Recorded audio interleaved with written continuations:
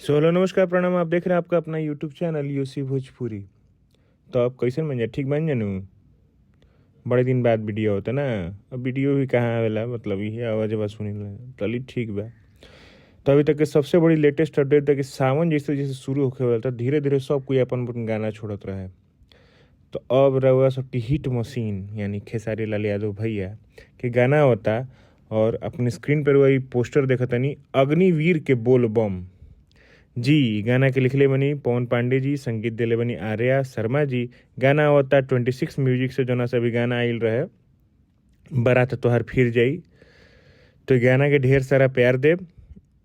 गाना कल सुबह 25 तारीख के 6:30 बजे 26 म्यूजिक से रिलीज हुई। नमस्कार प्रणाम, रुआ देखत रही यूसी भोजपुरी।